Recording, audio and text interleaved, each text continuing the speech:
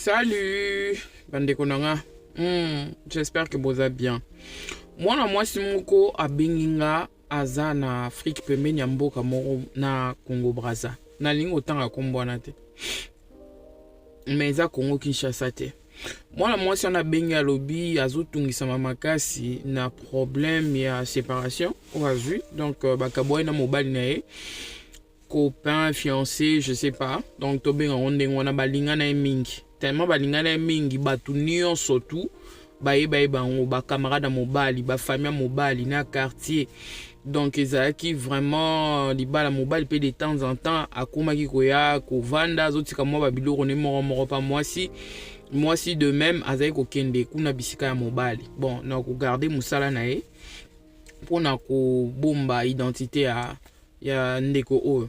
Alors eloko ezo sala e pasi makasi azo lela mingi na butu eza tango afandi azo kanisa ndenge bazalaki banzela bazo tambola ba famille na e batu nyonso tout vraiment batunaki bazo tuna e wapi mobali ndenge nini azo kosaka que non mobali azana e aza bien et tout mais pendant que elle souffre azo koyebisa batu te batu nyonso ba camarade mobali na nzela so bakutene ba otunaka mobali. Mais mobali ça fait un certain temps alingi lisusu te ayebisie que basilani yazada na relation na mususu quel que soit le temps ba ko sala parce que basali 2 ans et demi ensemble bazali ko planifier libala. Mais voilà et simbi na wote mo mobile alobi alingi su fi wana tesko fi ngo ko mo souffrir parce que likambo ngo yebana ki na ba réseaux sociaux ba postaka ba statut ba postaka mokil mobimbesi yebana ki yeba ka ke non azu mobile na elle pouvait pas croire qu'un jour mobile a comme ta décision il y a bon nanda kuna ekutu donc a tia ba photo na réseaux sociaux na ba photo donc tout le monde sait que azali mwasi ya mutuana. Donc voilà, tout le monde sait. Ba famille même na poto ba ebi. Siko azomona te akubanda na nukoyebisa batu ndenge nini akubanda ko annoncer na ba camarade mobali ke non ba boye ndenge nini tala eloko ko boya mutu o expérimentango déjà ba boye donc azomona ta banolongola ba photo ndenge nini biloko ne na ndako azomona te ndenge nini akangango atinda po atinda da maluba pa mobali ke aya kozwa biloko na ye parce que à chaque fois azomona ngo ezo simba bien te.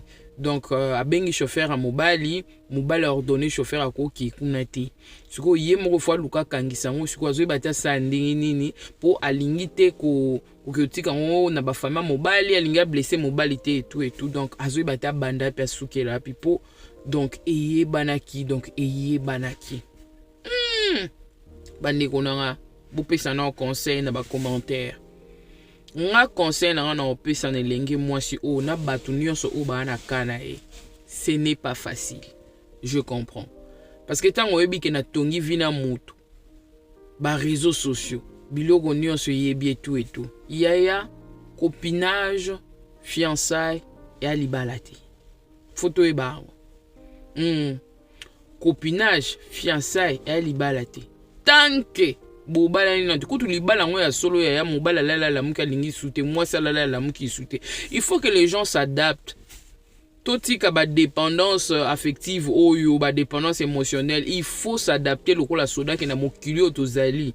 Respect ya ba engagement ils soute batu ba ebi susu tina ya kopesa lilobate. Mutakola la muki a changé na. Alors tangu yo au respecter engagement na yo comme il le faut na muto bozalaki mutu wana la muki nzoka na ligne la ko baboule abiote ngana esile. Toi tu as fait ta part, tu es resté digne dans la relation, mais on a mon sousou abuki par nae yaya yo pe buka et un conseil yo pe buka yene nga ke bongo akelingane mwasi mususu ayoki souci na ote tout comme cause apé moi si akelinga mobile muso atiki yo mobile pona zo apé ba mibali ba olela ba sina bango ozomona akanisi te ke non ayoki so soni na miso batu akanisi na ete ke non ndenge zana ayoki so pasi o comprendre biloko na sali nango ye eloko te il s'en passe ou alors elle s'en passe aka sali makamne muso azu ba engagement ne mususu parce que il a trouvé ou alors elle a trouvé mieux ailleurs.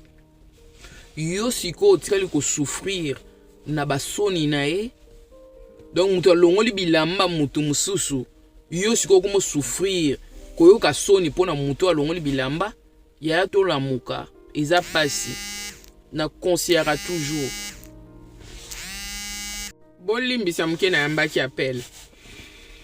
Toi tu as respecté ta part, yé a respecté part na yote na yete, donc buka engagement wana. Tolobite au buka engagement pour aller sauter, aller entrer dans une autre relation.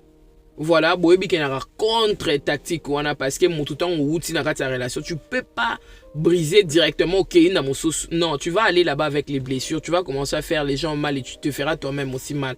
Pose à prêter. Buka engagement wana avec toi-même. Ça veut dire que brise cette relation. Reprends ta vie en main. Telema. Koyoka sonya batute. Okute na batu na nzela batu ni bozala kaka. Yebisa bango tozala asute. Ya yo ki na esoni te. Yo siko komo yoka soni ne sika na e. O souffrir na likam. Bande kono ba komi kotuna yo me wapi. To mesana e komona bino. Yebisa bango toza isute. To silani pona nini. Oza obligé okota na ba détail te. Loba ki to yokanite. Point barre. Les balles attendent batuni balingani, c'est pour que et aboutir, ouais, qui fiançailles, qui copinage, c'est pour que aboutir. Tant que aboutir te et aboutir te. Toko força makamte yango to ke baratan o lingi mutu ebi kana mobile no pe na pété. Azape no moi sinon te pourquoi publier partout, dire à tout le monde et tout. Il y a de certaines choses qui se préparent dans le secret. Tant que simbi te sili. Mais loko asi batu baebi na bango sili ya to vivara vie na biso pona batu te. Dis la vérité parce que aussi longtemps au la vérité te ba famille ba otuna ba ndeko ba otuna ba camarade ba otuna, tu vas commencer à souffrir pour ça. Plus tu souffres yaya, plus ndenge zawana donc au kokate au bonio comme na prison ya lokuta o okoti okosaka même mukolo mususu ndenge zana yepe kuna zo évoluer à vivre vie na librement, hein. Aroloba na batu mususu ke asika na yo, aroloba vérité, arolaxa pe mwasi na sika o yazui. Pendant que yo kangami awa, oloba akara ke non, toza ozo ebate. Débarrasse-toi de ces affaires chez toi à la maison. Conseil na ko pesa. Donc kende, luka, nini sac moko, koti sa biloko nyonso atikelo na ndako. Eza piège.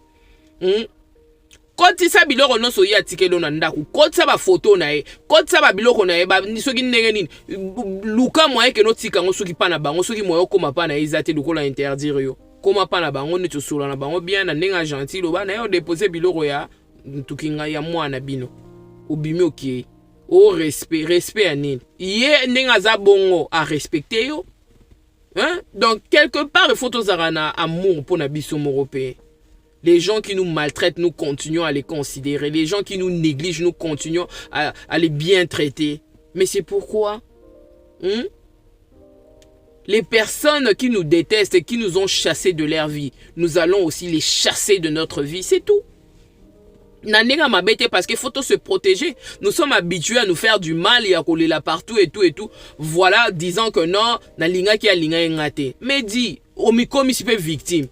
Mais pourquoi cause à la victime? Libala mutalingi na il a le droit de partir comme il veut. Mutusora lingi te tika ya ba tika. Okufa pambo kote na libuma mama abino te po oza limité kaka ke mutu intel fois à mobile na mutu intel fois à moi na sora lingi te ben tu laisses. Et d'ailleurs cette façon là ndeko moi ça bina bima soute na koma kaso na uti musana kotinda kuso na uti musana kotina pona lingate na kutana batu na nga ou bien bona linga soute. Oh donc continue prison na moto kuna place aza ne libre. Ah quand ça ne peut yote ah vivre ne bolingo na moi si na sika.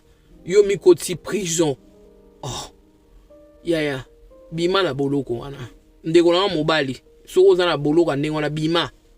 Zala libre. Mutu monta ti osinga, c'est pas grave. T'es pas la première personne au baboy na mokili. Ba on continuera à ko boya aka bato. Mais le plus important, voilà, c'est de savoir quoi faire na réger au bapesio. Au cause ou réger bon loko sika. Ou travailler sur ta vie à cause de ça. Beaucoup de personnes sont devenues, voilà, des centres, des modèles pour na rejet. Obi batu boni ba boya lelo na vie à cause ya rejet wana ba ke komi luka bango moko pe ba comprendre ba o bazali ba komi batu ba komi na ba société ba bongi na vie ba bali tout ça là justement ba se découvrir parce que ba rejeter bango yo so ba rejeter ya ke matango ke be la dépression na ko se moquer mais naza ko encourager. Moi qui vous parle, je suis aussi passé par là. Donc c'est pas que je me moque. Vous pouvez peut-être dire que ozo loba pour oyebi nenge sala raté. Je connais. Je connais comment qu'on te dise que non, on ne veut pas de toi.